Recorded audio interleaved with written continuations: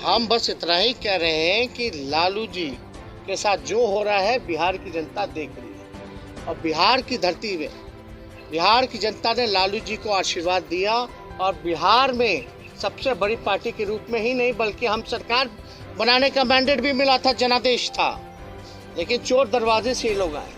अब देख रहे हैं ना लोग भाई कि क्या लालू जी के साथ बार बार एक ही आदमी को प्रताड़ित किया जा रहा है। तो आने वाले समय में लालू जी के चाहने वाले लोग या बिहार का हित जो चाहते हैं, देश का हित जो चाहते हैं, वो सब जो है भाजपा, आरएसएस और नीतीश जी को, पार्टी को जो है विलुप्त करके ही, राजनीतिक रूप से खत्म करके ही सांस लेने का काम करेगी। बहुत बहुत धन्यवाद। आगे चढ़ जाइए, अरे थोड़ा सा पीछे करो ना। चलिए बताइए। मोदी जी को भूल जाती है, ललित मोदी जी को भूल जाती है, मेहुल चौकसी भाई को भूल जाती है। कुछ दिन पहले 23,000 करोड़ रुपए लेकर के भागे, उनको भूल गई। अरे ये देश से कैसे बाहर चले गए? हमको हनीमून पे जाना था, मेरे लिए लुकआउट नोटिस था।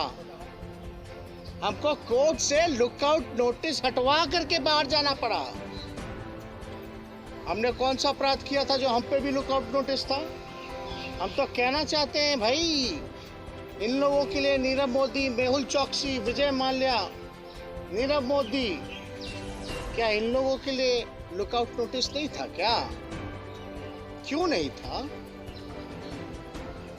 कितने बड़े बड़े घोटाले हुए बिहार में, सृजन घोटाला, उसका रिकवरी कौन करवाएगा? वो भी तो कोषागार से गया, वो भी तो ट्रेजरी का मामला था। बिहार के कितने जिलों में हुआ सृजन घोटाला? मुख्यमंत्री के जानकारी हेतु क्यों नहीं मुख्यमंत्री पे कार्रवाई की गई? बल्कि चारा घोटाला में तो लालू जी ने ही आदेश दिया जांच का।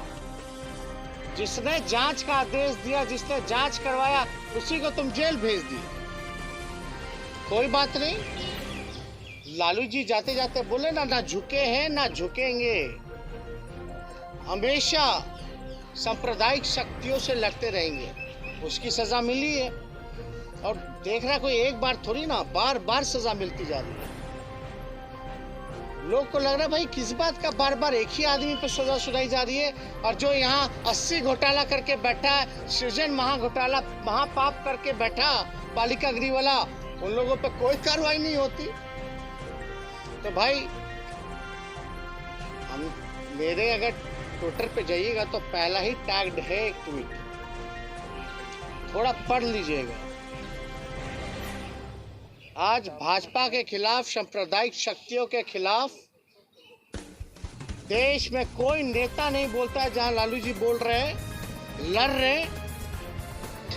अगर बीजेपी से हाथ मिला लेते लालू जी तो शायद राजा हरिश्चंद्र कहलाते।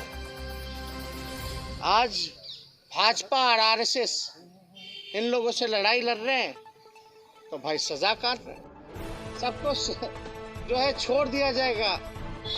अरे हमने तो महाराष्ट्र में, अब कोई बीजेपी का अगर कोई भाषण एड़ी के चोटी पे करता है, सीबीआई है, ई है, वो है, थोड़ा हमसे मिलवा दीजिएगा, उनसे पूछिएगा कि महाराष्ट्र में क्या हुआ था भैया।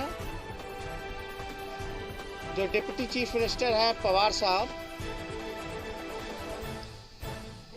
जब बीजेपी जब गए डिप्टी सीएम बनाएगा तो सीबीआई ने सारे केस वापस कर दिए।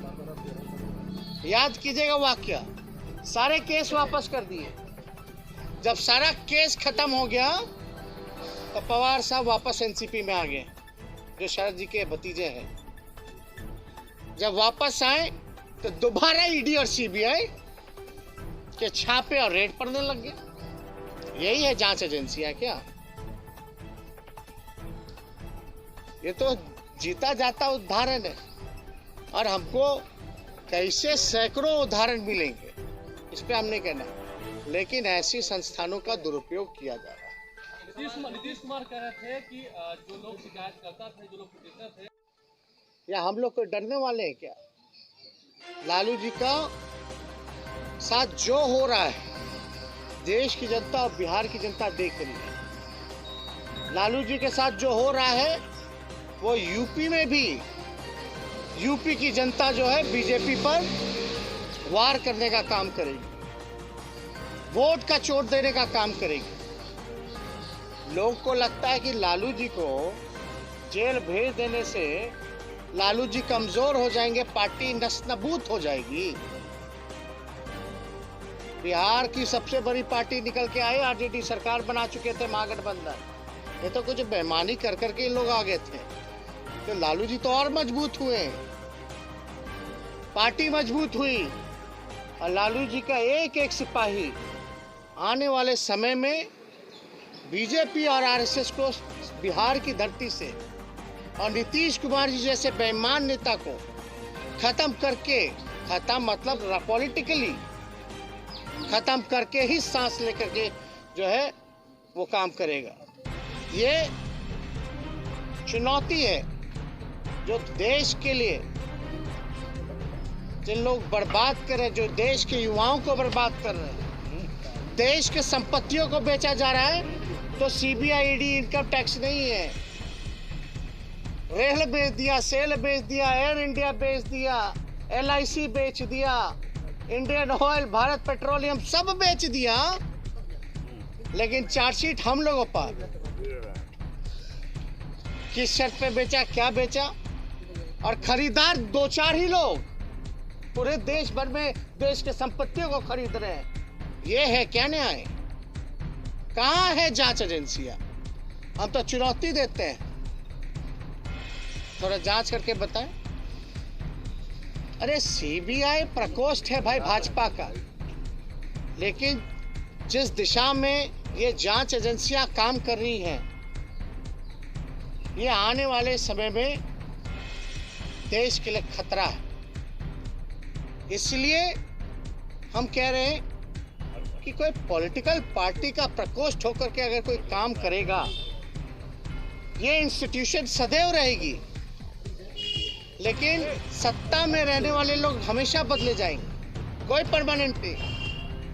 अगर इसी हिसाब से दुरुपयोग होता रहा इस तरह की जांच एजेंसियों का, तो बुरा प्रभाव, और जो लोग न्याय के लिए, देश में जनता जो न्याय के लिए जो लोग लड़ते हैं, उनको न्याय नहीं मिलेगा।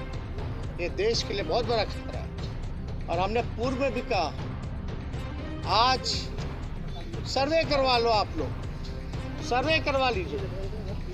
देश के जेलों में सबसे ज्यादा गरीब लोग जेल में बंद हैं, गरीब। और लालू जी गरीबों के नेता हैं, और कोई जेल नहीं जाएगा।